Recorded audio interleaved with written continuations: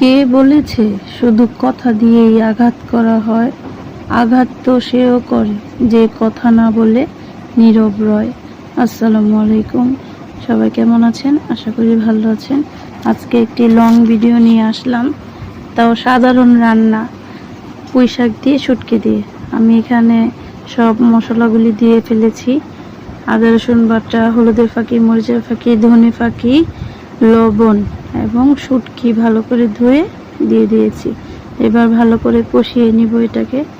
আমি অল্প একটু পানি দিয়ে ফেলেছি যাতে ভালো করে কষানো হয় এবং শুটকিটা নরম হয়ে মশলার সাথে ভালো করে মিশে যায়। এখন এই তো আমার মশলাগুলি ভালো করে কষানো হয়ে গিয়েছে।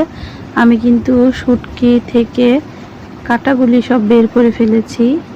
আমি অত নাড়ানাড়ি করি নেই, আনাম কাঁটাটা বের করেছি। তারপরে এই তো পুঁই শাকের ডাঁটিগুলি আমি দিয়ে দিচ্ছি আগেই একটু সিদ্ধ হওয়ার জন্য, তারপরে আমি পুঁই শাকগুলি দিব। এবার আমি ভালো করে মিশিয়ে দিব। ভালো করে মিশিয়ে তারপর ঢাকনা দিয়ে ঢেকে দিব।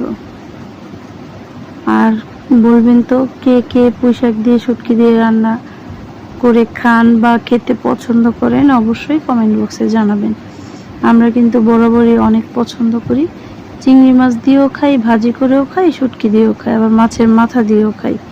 এবার ঢাকনা দিয়ে ঢেকে ভালো করে কষিয়ে নিব। তারপরে আমি এই তো একটু নেড়ে চেড়ে দিব।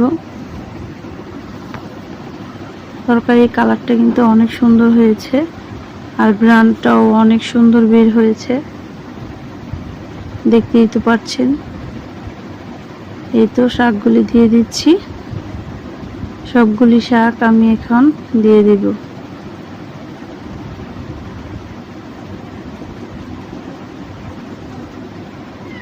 দেওয়া হলে ঢাকনা দিয়ে ঢেকে দিব। একটু কমলে তারপর নেড়ে চেড়ে মিশিয়ে দিব।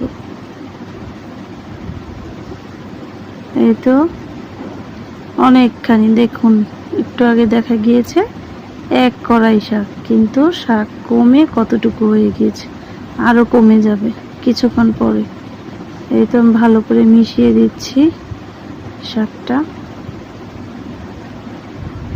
শাক থেকে কিন্তু অনেক পানি উঠেছে, আমি কিন্তু আর কোনো পানি দিইনি এখানে। এই তো আমার শাকটা কমে কতটুকু হয়েছে দেখতেই তো পাচ্ছেন। আমি শেষে কিছু কাঁচামরিচ কেটে দিয়েছি আর একটু